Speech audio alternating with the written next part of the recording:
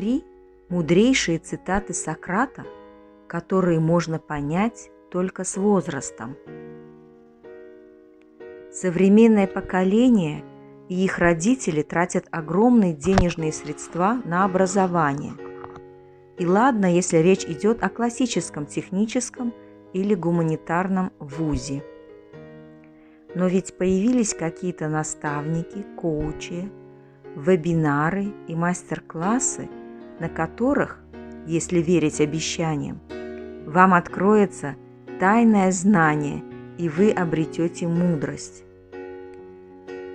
Я считаю, что не нужно выкидывать деньги на ветер. Жизнь за последние 1000 лет не сильно изменилась. Людьми все так же правят лень, злоба, алчность, и в меньшей степени добро и любовь. Все уже придумано, обдумано и написано. Осталось открыть книгу и прочитать. Правда, есть такие истины, до которых сразу своим умом не доберешься. Нужен жизненный опыт и время. Наверняка вы знаете Сократа и знаете его цитаты. И, возможно, даже пользуетесь ими в повседневной жизни, чтобы продемонстрировать окружающим свою эрудицию. Но мне бы хотелось немного поразмышлять над тем, что говорил древний мыслитель. Его изречение «Женись, несмотря ни на что. Если попадется хорошая жена, будешь исключением, а если плохая, станешь философом».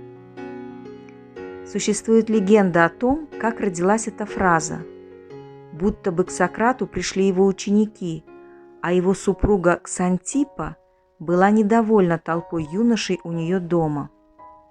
Соблюдая приличия, ей нужно было бы накормить гостей.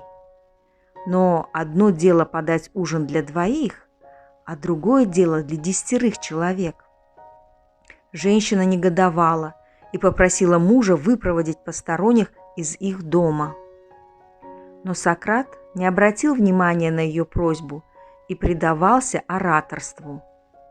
У Ксантиппы раздувались ноздри и глаза наливались кровью.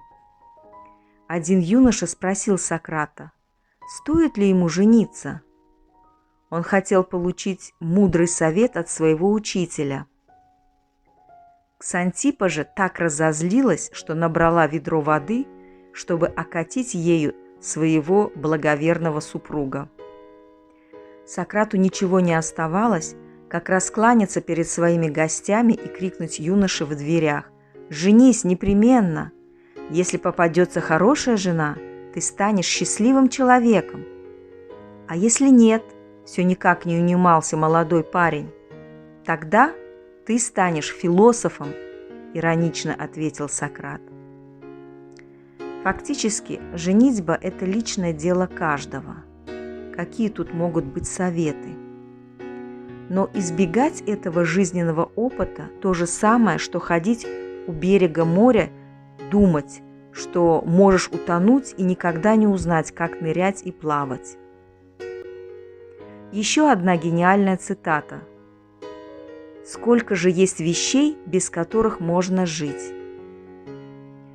Жизнь – это пустая коробка. Мы сами наполняем ее тем, чем хотим – смыслом, целями, мечтами. Но случается и так, что мы плутаем по лабиринтам судьбы, как во тьме. Перенимаем чужие идеалы, начинаем верить в чужие убеждения и даже влюбляемся в те материальные ценности, которые нам, по сути, не нужны для счастливой жизни. Расскажите жителям райских островов про ипотеку в Мытищах, и они удивленно вскинут брови: разве можно ради этого жить? А мы по-другому жить не можем. Ну и, наконец, еще одна частичка мудрости. Заговори, чтоб я тебя увидел.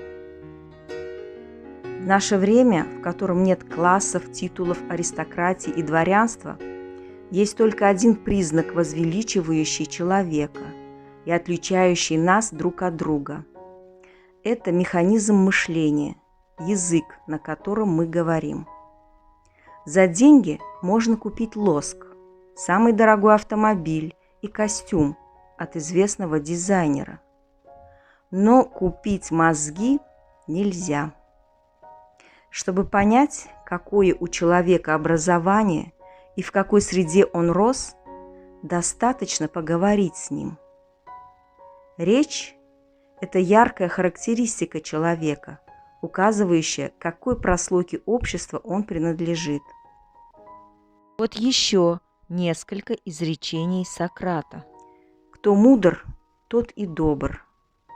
Я знаю, что я ничего не знаю, но другие не знают и этого. Жизнь без испытаний – это не жизнь. Никто тебе не враг, никто тебе не друг, но каждый человек – учитель». И еще одна фраза, цитата Сократа, что у каждого человека в душе, внутри есть солнце, только дайте ему светить.